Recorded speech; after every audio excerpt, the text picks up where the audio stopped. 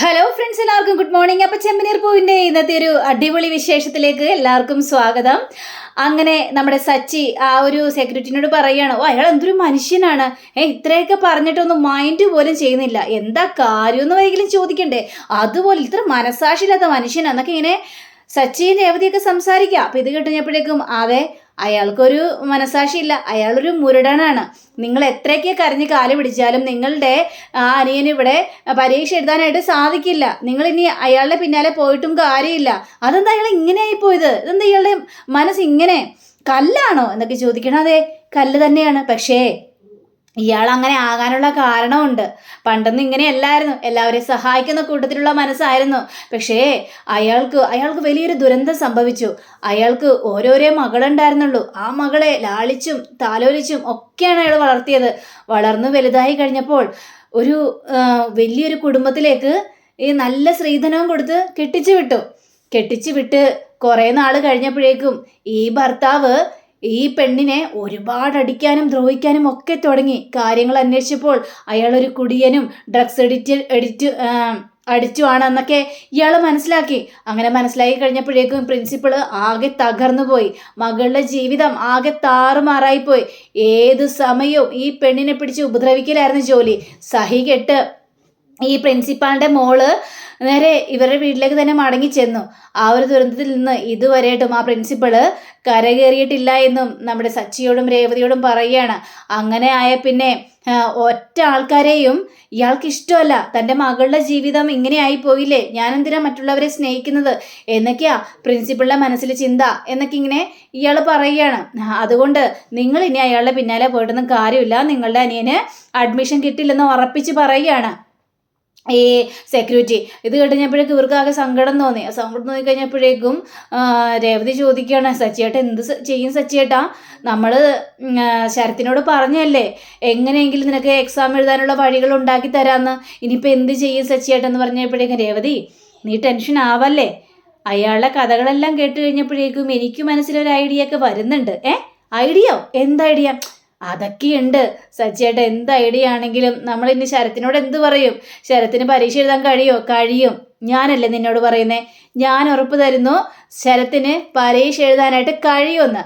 അതിൽ ഇനിയൊരു തർക്കമില്ല രേവതി, ഉറപ്പായിട്ടും നിന്റെ അനിയന് പരീക്ഷ എഴുതാനായിട്ട് കഴിയുമെന്ന് ഉറപ്പ് കൊടുക്കുക. നമുക്ക് ഏതായാലും വീട്ടിലേക്ക് പോകാം എന്ന് പറഞ്ഞുകൊണ്ട് ഇവർ വീട്ടിലേക്ക് പോവുകയാണ്. അങ്ങനെ വീട്ടിലേക്ക് പോയി പിന്നീട് കാണിക്കുന്നത് നമ്മുടെ സുധിയാണ്. അപ്പോൾ സുധിയാണെങ്കിൽ ഷോറൂമിൽ ഇങ്ങനെ ഓരോ ജോലികൾ നോക്കിക്കൊണ്ടിരിക്കുക. ആ സമയത്താണ് അന്ന് ലോട്ടറി അടിക്കുന്നു പറഞ്ഞ ഒരാൾ വന്നില്ലായിരുന്നോ, അയാൾ വരുന്നത്. ഇയാളെ കണ്ടു കഴിഞ്ഞപ്പോഴേക്കും സുധിക്ക് ഒരു ഓർമ്മ വരികയാണ്. അന്ന് അയാൾ വന്ന് പറഞ്ഞത്, എനിക്ക് ഇത്രയും സാധനങ്ങളൊക്കെ വേണം, ഞാൻ 11 ലക്ഷം രൂപയുടെ സാധനമാണ് ഇപ്പോൾ ഓർഡർ ചെയ്തിരിക്കുന്നത്, എനിക്ക് 5 കോടിയുടെ ലോട്ടറി അടിക്കുമെന്ന് ജോൽസിനോട് പറഞ്ഞായിരുന്നു, ലോട്ടറി അടിക്കുമ്പോഴത്തേക്കും പൈസ തരാം എന്ന് പറഞ്ഞു കഴിഞ്ഞപ്പോഴേക്കും സുധി അയാളെ ആട്ടിപ്പായിച്ച രംഗങ്ങളൊക്കെ സുധി ആ നിമിഷം അവിടെ ആലോചിച്ച് കഴിഞ്ഞപ്പോഴേക്കും, എടോ താനിവിടെ വീണ്ടും വന്നോടോ എന്ന് ചോദിക്കണം. അതെ, ഞാനിവിടെ വീണ്ടും വന്നു, തനിക്ക് എന്താണോ വട്ടാണെന്നൊക്കെ ചോദിക്കണം. എനിക്ക് വട്ടൊന്നുമില്ല, പക്ഷേ ഞാൻ തന്നോട് അന്ന് പറഞ്ഞായിരുന്നു എനിക്ക് 5 കോടിയുടെ ലോട്ടറി അടിക്കുമെന്ന്, അതെനിക്ക് തന്നെ കിട്ടിയെന്നേ. ഇത് കേട്ട് കഴിഞ്ഞപ്പോഴേക്കും സുധി ആകെ ഞെട്ടിപ്പോയി. സാറ് തന്നെ 5 കോടി രൂപയുടെ കിട്ടിയോ? അതെ, എനിക്ക് കിട്ടി. അന്ന് ഞാൻ തന്നോട് പറഞ്ഞല്ലേ 5 കോടി എനിക്ക് തന്നെ കിട്ടുമെന്ന്. അപ്പോൾ ഒരുപാട് സാധനങ്ങളെല്ലാം ഞാൻ ഓർഡർ ചെയ്തപ്പോൾ എന്നെ താൻ ആട്ടിപ്പായിച്ചു. പക്ഷേ അപ്പോഴേക്ക് ഞാൻ വേറെ ഷോറൂമിൽ പോയി സാധനങ്ങളെല്ലാം ഓർഡർ ചെയ്തായിരുന്നു. അയ്യോ സാർ ക്ഷമിക്കണം സാറ് പറഞ്ഞൊന്നും ഞാൻ കാര്യമൊക്കെ എടുത്തില്ല സാർ. ആ സമയത്ത് ഞാൻ വേറൊരു സിറ്റുവേഷനിലായിരുന്നു, വേറൊരു മൂഡിലായിരുന്നു. അതുകൊണ്ടാണ് സാർ എനിക്ക് സാറിനോട് അങ്ങനെ ഷൗട്ട് ചെയ്ത് സംസാരിക്കേണ്ടി വന്നത്. സാർ എന്നോട് ക്ഷമിക്കണം സാർ, എന്ത് സാധനങ്ങളും വേണമെങ്കിലും ഇവിടെ നിന്ന് എടുക്കാം സാർ. അയ്യോടാ, അന്ന് അങ്ങനെയല്ലല്ലോ താൻ എന്നെ വിളിച്ചത്, ഇപ്പം എന്താ സാറ് സീറെന്നൊക്കെ പറഞ്ഞ് വിളിക്കുന്നത്? അന്ന് താൻ എന്നെ എന്താ വിളിച്ചത്? എടോ താൻ പോടോ എന്നൊക്കെ പറഞ്ഞുകൊണ്ടല്ലേ സാർ, അറിയാതെയാണ് സാർ ക്ഷമിക്കണം സാർ. ഇനിയിപ്പോൾ എന്ത് ചെയ്യാനാണ്? ലോട്ടറി ടിക്കറ്റിൻ്റെ ഡേറ്റ് ഇല്ലേ, അത് മാറ്റിവെച്ചു. ആ മാറ്റിവെച്ച സമയത്ത് എനിക്ക് 5 കോടി രൂപ ലോട്ടറി അടിക്കുമെന്ന് ഇങ്ങനെ പറയുക. ഇത് കേട്ട് കഴിഞ്ഞപ്പോഴേക്ക് സ്തുതിയാണെങ്കിൽ, തനിക്ക് ഭ്രാന്താണോടോ, താൻ എന്തൊക്കെയാണോ പറയുന്നത്? താൻ ആദ്യം പറഞ്ഞ് ലോട്ടറി അടിച്ചു എന്ന്, ഇപ്പം പറഞ്ഞ ലോട്ടറി ടിക്കറ്റ് നമ്പർ മാറ്റി വെച്ചു എന്ന് വേറെ ഡേറ്റിലേക്ക്. തനിക്ക് പ്രാന്താണെന്ന് ചോദിച്ചപ്പോഴേക്കും എന്ന് പറഞ്ഞ ഒച്ചത്തിൽ കിടന്ന് ഭയങ്കര ചിരിയാ. ഇത് കേട്ടുകഴിഞ്ഞപ്പോഴേക്കും സുധിക്കും ആകെ പേടി തോന്നി. അപ്പം നമ്മുടെ സുധിയുടെ ആ കൂട്ടുകാരൻ വരികയാണ്. എന്താടാ പറ്റിയത്? ഈ പ്രാന്തമാരൊക്കെ എന്താണ് ഇവിടെ വന്നിരിക്കുന്നത്? എനിക്കറിയില്ല, ഇറങ്ങിപ്പോടെന്നും പറഞ്ഞുകൊണ്ട് അയാൾ ആട്ടിപ്പായിക്കാണ്. അപ്പം എടാ സുധി എന്താ സംഭവിച്ചത്? അയാൾക്ക് ലോട്ടറി അടിച്ച് അത് അടിച്ചെന്ന് പറഞ്ഞ് ഇങ്ങോട്ട് വരികയാണ്. എനിക്കാണെങ്കിൽ തലക്ക് ഭ്രാന്ത് പിടിച്ചൊരവസ്ഥയിലാ. എടാ ഈ ഷോറൂമിലാണെങ്കിൽ എടാ വർക്കൊന്നും ഇല്ലടാ, എടാ കച്ചവടം നടക്കുന്നില്ല. സത്യമാണോടാ നീ പറഞ്ഞത്? കച്ചവടം നടക്കുന്നില്ല? ഇല്ലടാ, ഈ ചെറിയ ചെറിയ കച്ചവടങ്ങൾ നടന്നു കഴിഞ്ഞാൽ ജീവിതം എങ്ങനെ മുന്നോട്ട് കൊണ്ടുപോകും? എനിക്കൊരു എത്തും പിടിയും കിട്ടുന്നില്ലടാ. നീ ഒരു കാര്യം ചെയ്താൽ മതി. നീ അന്ന് പണ്ട് ചെയ്തില്ലേ ഭിക്ഷ എടുക്കാൻ പോലും, നീ പോയി ഭിക്ഷ എടുത്താൽ മതിയടാ. അപ്പം നിനക്ക് നല്ല പൈസ എടുത്തേ. നീ തന്നെ ഇത് പറയണോടാ. എടാ എനിക്കിങ്ങനെ ഒരു ദുരന്തം ഉണ്ടായപ്പോൾ നീ അല്ലടാ കൂട്ട് നിൽക്കേണ്ടത്. എടാ ഷോറൂമിൽ കച്ചവടമൊക്കെ നടക്കും. എടാ നീ ടെൻഷനാവല്ലേ, ഞാൻ നിന്നെ ചുമ്മാ ചൊടിപ്പിക്കാൻ വേണ്ടി പറഞ്ഞല്ലേ. എടാ നടക്കും, അതിനൊക്കെ ചില ഐഡിയകൾ ഉണ്ടെന്ന് പറയാണ്. ഐഡിയയോ? എന്ത് ഐഡിയ? അങ്ങനെ ശ്രുതിക്ക് ചില ഐഡിയകളെല്ലാം പറഞ്ഞു കൊടുക്കുകയാണ് നമ്മുടെ ഈ കൂട്ടുകാരൻ. അപ്പോൾ എടാ അത് കൊള്ളാം, നീ പറഞ്ഞത് ശരി തന്നെയാണല്ലോ. അതേതായാലും നന്നായടാ എന്നൊക്കെ ഇങ്ങനെ പറയാ. അങ്ങനെ പിന്നീട് കാണിക്കുന്നത് നമ്മുടെ രേവതിയാണ്. അപ്പോൾ രേവതിയോട് ഇങ്ങനെ ഇരിക്കുമ്പോൾ ഈ സച്ചിനെ കണ്ടില്ലല്ലോ. അപ്പോഴാണ് സച്ചിയുടെ വരവ്. കയ്യിലൊരു ഇതുമുണ്ട്. അങ്ങനെ സച്ചി പറയണം, രേവതി ഇങ്ങോട്ട് വന്നേ. എന്താ സച്ചിയേട്ടാ? ഇവിടെ ഇരിക്കുക, ഒരു കാര്യം പറയട്ടെ. ടിങ്ട് ഡൈങ് എന്ന് പറഞ്ഞുകൊണ്ട് ആ മദ്യക്കുപ്പി കാണിച്ചു കൊടുക്കുകയാണ്. ഇത് കണ്ട രേവതിയാണെങ്കിൽ കണ്ണും മെഴിച്ചിങ്ങനെ നോക്കി നിൽക്കുകയാണ്. എന്താ സച്ചിയേട്ടത്?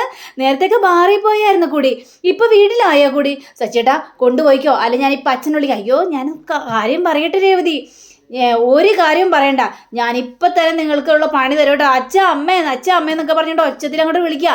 അയ്യോ രേവതി മിണ്ടല്ലേ, ഞാൻ പറയട്ടെ. അതെ ഇത് മദ്യമല്ല രേവതി. അപ്പോൾ ഒച്ചത്തിൽ കിടന്ന് രേവതി വിളിക്കുന്നുണ്ടെങ്കിൽ രേവതി നീ മിണ്ടൽ ആരാ വിവരം അറിയിക്കില്ലേ?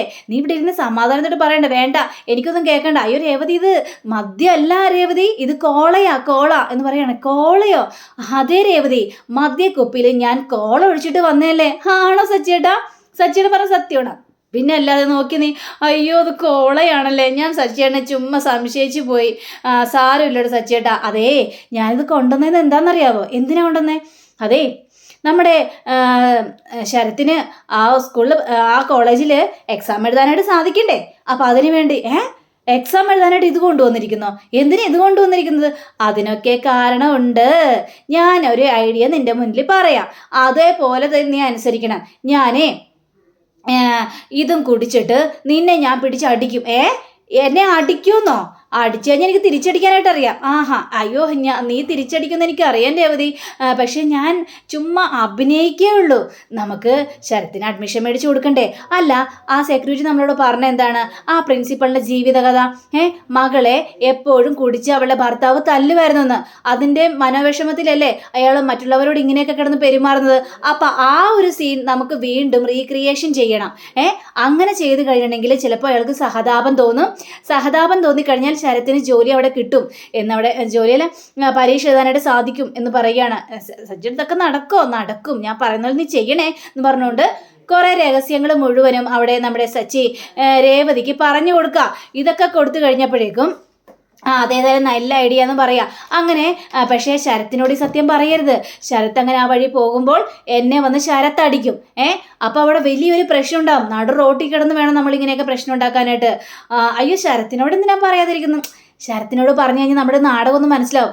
അങ്ങനെ അവനും വലിയ പ്രതികരിക്കാനും പോകുന്നില്ല. പ്രിൻസിപ്പൾ ഇത് കണ്ടു കഴിഞ്ഞാൽ നാടകമൊന്നും മനസ്സിലാക്കി കഴിഞ്ഞാൽ പണി പാടുമല്ലോ. അതുകൊണ്ടാണ് ഞാനിങ്ങനെ പറഞ്ഞത്. ശരി സച്ചിയേട്ടാ. അങ്ങനെ പിറ്റേ ദിവസം രാവിലെ ആകുകയാണ്. നമ്മുടെ സച്ചിയും രേവതിയും നാടകം അങ്ങോട്ട് ആരംഭിക്കുകയാണ്. അതും ഈ പ്രിൻസിപ്പളിൻ്റെ വീടിൻ്റെ മുന്നിൽ. സച്ചി അങ്ങോട്ട് കുടിച്ച് ലെക്ക് കിട്ടുന്നൊരവസ്ഥയിൽ ഇങ്ങനെ അഭിനയിച്ച് നമ്മുടെ രേവതിയെ തല്ലുകയാണ്. അയ്യോ എന്നെ തല്ലല്ലേ നാട്ടുകാരെ, ഇതുവെല്ലാം കണ്ടോ നാട്ടുകാരെ, എന്നെ ഇയാൾ തല്ലിച്ചതയ്ക്കാണേ. എടി നീ എല്ലാവരോടും പറയാണല്ലേ. എടി ഭർത്താവായിട്ടുണ്ടെങ്കിലേ ഭാര്യ ഇങ്ങനെ തല്ലും ഇടിക്കും അങ്ങനെ പല കാര്യങ്ങളും ചെയ്യും. അതൊക്കെ നാട്ടുകാരെ അറിയിക്കേണ്ട ആവശ്യമെന്ന് പറയുന്നത് സച്ചി ഇങ്ങനെ കിടന്ന് വളവളാന്ന് ഇങ്ങനെ സംസാരിക്കുകയാണ്. അപ്പം രേവതി അതേപോലെ തന്നെ അയ്യോ ഈ മനുഷ്യനെ തല്ലി കൊല്ലുവാണ്, എൻ്റെ ദൈവമേ, എന്നോട് ചോദിക്കാനും പറയാൻ ആരില്ലാത്തതുകൊണ്ടല്ലേ എന്നിങ്ങനെ തല്ലി കൊല്ലുന്നത്. അപ്പോഴാണ് നമ്മുടെ പ്രിൻസിപ്പള് വണ്ടി എടുത്തിട്ട് പുറത്തേക്ക് ഇറങ്ങുന്നത്. ഈ ഒരു കാഴ്ച ഉണ്ടെപ്പോഴേക്കും പ്രിൻസിപ്പൾ വണ്ടിയിൽ നിന്ന് ഇറങ്ങി ഇങ്ങനെ നോക്കി നിൽക്കുകയാണ്. ദൈവമേ ഇത് വല്ലാത്തൊരു കഷ്ടമായി പോയില്ല. അപ്പോൾ പ്രിൻസിപ്പൾ ഓർത്തത് തൻ്റെ മകളെ തന്നെയാണ്. അങ്ങനെ സച്ചിയാണെങ്കിൽ രേവതി അയാൾ വന്നിട്ടുണ്ട് അടിക്കണം നന്നായിട്ട് അഭിനയിച്ചോ. അങ്ങനെ സച്ചിയാണെങ്കിൽ രേവതിയെ കൂനിച്ച് പിടിച്ചിട്ട് കമാന്നും പറഞ്ഞുകൊണ്ട് മുട്ടിനെ പിടിച്ച് ഇങ്ങനെ കുത്തുകയാണ്. അങ്ങനെ നമ്മുടെ രേവതിയാണെങ്കിൽ കരച്ചിലോ അയ്യോ നാട്ടുകാരെ ഓടിവായി. അപ്പം മറ്റുള്ളവരിങ്ങനെ വീഡിയോ എടുക്കുക. എന്താണ് നീ വീഡിയോ എടുക്കുന്നതെന്ന് പറഞ്ഞുകൊണ്ട് സച്ചി അവിടെ നിന്ന് ഓടിച്ചു വിടുകയാണ്. അയ്യോ ഇവനെ പോലുള്ളൊരു മനുഷ്യൻ ദൈവം അപ്പം പാവം പെങ്കുച്ചിനെ ഇടിച്ച് ഇല്ലാതാക്കുകയാണല്ലോ, ഇഞ്ച പരിവാക്കുകയാണല്ലോ, എൻ്റെ ദൈവമേ പാവം പെൺകുട്ടി എന്നൊക്കെ പറഞ്ഞുകൊണ്ട് നാട്ടുകാരൊക്കെ പറയാൻ തുടങ്ങി. അപ്പോഴേക്കും ഈ പ്രിൻസിപ്പൾ ആണെങ്കിൽ പോലീസിനെ വിളിക്കുകയാണ്. അപ്പോൾ പോലീസിനെ വിളിച്ച് സംസാരിക്കുകയാണ്. അപ്പോഴേക്കും വരുന്നു നമ്മുടെ ശരത്ത് ഈ ഒരു കാഴ്ച കഴിഞ്ഞപ്പോഴേക്കും ഞെട്ടിപ്പോയി. ശരത്ത് ഓടി വന്നിട്ട് അയ്യോ ഇതെന്തേ കാണിക്കുന്ന സച്ചിയേട്ടാ, നിങ്ങൾ എന്തേ കാണിക്കുന്നത് വിട് എന്ന് പറഞ്ഞുകൊണ്ട് സച്ചിയേട്ടൻ അങ്ങോട്ട് സച്ചിയെ തട്ടിത്തെറിപ്പിക്കുകയാണ്. അയ്യോ ചേച്ചി എന്താ ചേച്ചി, എൻ്റെ മോനെ ശരത്ത് ഇത് കണ്ടോടാ, അതെ എന്നെ പിടിച്ച് ഇയാളെ പിടിച്ച് തല്ലിക്കാണ്. സച്ചിയേട്ടൻ നിങ്ങൾ എന്താ കാണിക്കുന്നത്, മാറാ അവിടെ നിന്ന്, നീ ആരാടാ, ആഹാ അപ്പോഴേക്കും എന്നെ തന്നെ മറന്നുപോയ സച്ചിയേട്ടൻ എന്ന് ചോദിക്കുകയാണ്. അങ്ങനെ അവിടെ കിടന്ന് ബഹളമാണ്. അപ്പോഴേക്കും പ്രിൻസിപ്പൾ ചോദിക്കുകയാണ്, നീ അവിടെ കോളേജിൽ ബികോമിന് പഠിക്കുന്ന ആളല്ലേ? അതെ ഞാൻ ശരത്താണ്, ബികോമിന് പഠിക്കുന്നത്, അതെൻ്റെ ചേച്ചിയാണ്. ചേച്ചി ആളുടെ ഉപദ്രവിക്കുകയാണ്. ഇതേപോലെ കുറേ സംഭവങ്ങളൊക്കെ ഉണ്ടായിട്ടുണ്ട്. ഇയാളുടെ വീട്ടിലില്ലേ, ഈ സച്ചിയേട്ടൻ്റെ വീട്ടിൽ എൻ്റെ ചേച്ചിക്ക് ഒരു സമാധാനമില്ല, അമ്മായിയമ്മ എപ്പോഴും പോരാണ്, അമ്മായിയമ്മ ഒരു സമാധാനം കൊടുക്കാറില്ല എന്നൊക്കെ പറഞ്ഞുകൊണ്ട് തന്റെ സങ്കടങ്ങൾ മുഴുവൻ പറയുകയാണ്. ഇപ്പോഴേ സച്ചിയേട്ടൻ ജോലിക്കൊക്കെ പോകുന്നുണ്ട്, എന്ത് ചെയ്യാനാണ്, ഇയാളിങ്ങനെ കുടിച്ച് നശിപ്പിക്കല്ലേ, കുടുംബം പോലും നോക്കില്ല എന്ന് ശരത്ത് പറയുക. അപ്പോൾ ശരത്തിന്റെ ആ ഒരു മനോവിഷമൊക്കെ കണ്ടു കഴിഞ്ഞപ്പോഴേക്കും നമ്മുടെ പ്രിൻസിപ്പളിന് ആകെ സങ്കടം തോന്നുകയാണ്. സാറേ ഞാൻ ഇതേപോലെ പാർട്ട് ടൈം ജോലിക്കൊക്കെ പോയത് കൊണ്ടാണ് എനിക്ക് സ്കൂൾ അറ്റൻഡൻസ് കിട്ടാതിരുന്നത്. അതുകൊണ്ട് ഇപ്പോൾ എനിക്ക് എക്സാം പോലും എഴുതാൻ പറ്റുന്ന അവസ്ഥയായിരുന്നത്. എനിക്ക് എൻ്റെ ചേച്ചിയെ നോക്കണ്ടേ, കുടുംബം നോക്കണ്ടേ എന്നൊക്കെ ഇങ്ങനെ പറയാം. അപ്പോൾ ശരത്തിൻ്റെ ആ സങ്കടം കണ്ടുകഴിഞ്ഞപ്പോഴേക്കും ഇയാൾക്ക് കാര്യങ്ങളെല്ലാം മനസ്സിലായി. ശരത്ത് എനിക്ക് മനസ്സിലായി നിൻ്റെ സങ്കടം എന്താണെന്ന്, നീ സങ്കടപ്പെടേണ്ട. അപ്പോൾ നമ്മുടെ സച്ചിൻ രേവതിയും കിടന്ന് നമ്മുടെ ഭയങ്കര അടിപിടുത്തമാണ്. അപ്പോൾ സച്ചിയേട്ടാ ഒന്ന് നോക്കി സച്ചിയേട്ടാ, ശരത്തും പ്രിൻസിപ്പളും തമ്മിൽ സംസാരിക്കുന്നുണ്ടല്ലോ എന്നൊക്കെ പറയാം. അപ്പോൾ ശരത്തെ എനിക്ക് മനസ്സിലായി ശരത്ത് എല്ലാ കാര്യങ്ങളും, നിനക്ക് എക്സാം എഴുതാതിൽ നിനക്കിനി ഒരു തടസ്സവും ഉണ്ടാവില്ല, നിനക്ക് ധൈര്യമായിട്ട് വന്ന് എക്സാം എഴുതാം. സത്യമാണ് സാറേ പറഞ്ഞത്, സത്യം തന്നെയാണ്. അപ്പോൾ ഇത് കേട്ടാൽ നമ്മുടെ സച്ചിക്കിൻ്റെ അവധിക്ക് ഒരുപാട് സന്തോഷം തോന്നുകയാണ്. അങ്ങനെ ഇവർ രണ്ടുപേരും കൂടി കൈ പിടിച്ചിങ്ങനെ അടിക്കുക. കഴിഞ്ഞപ്പോഴേക്കും എന്താണ് നീ എൻ്റെ കൈ പിടിച്ച് തിരിക്കുകയാണെന്ന് പറഞ്ഞുകൊണ്ട് വീണ്ടും കുരിച്ച് നിർത്തി അടിക്കുകയാണ്. കുറച്ചു നേരം കഴിഞ്ഞപ്പോഴേക്കും വരുന്നു പോലീസ് ജീപ്പ് കണ്ടു കഴിഞ്ഞപ്പോഴേക്കും സച്ചിൻ്റെ അവധിയും പേടിച്ചു പോയി. സച്ചിയേട്ടാ അത് നോക്കി, അതാരാണ്? അയ്യോ നമ്മുടെ നാടകത്തിൽ പോലീസ് വേഷം കെട്ടി വരുന്നില്ലല്ലോ, പിന്നെ ഇത് ആരാണ്? അയ്യോ സച്ചിയേട്ടാ പണി പാളിയെന്നാ തോന്നുന്നത് എന്നും പറഞ്ഞുകൊണ്ട് നിൽക്കുക. പോലീസുകാർ ജീപ്പിൽ നിന്ന് ഇറങ്ങുകയും ചെയ്യാണ്. അപ്പോൾ അങ്ങനെയും കാണിച്ചുകൊണ്ടാണ് നമ്മുടെ ഇന്നത്തെ റിവ്യൂടെ അവസാനിച്ചിരിക്കുന്നത്. അടുത്ത റിവ്യൂവിനായി കാത്തിരിക്കുക, സബ്സ്ക്രൈബ് ചെയ്യുക. എല്ലാവർക്കും നല്ലൊരു ദിനം ആശംസിച്ചുകൊണ്ട് തന്നെ നമസ്കാരം. Thank you. See again. By.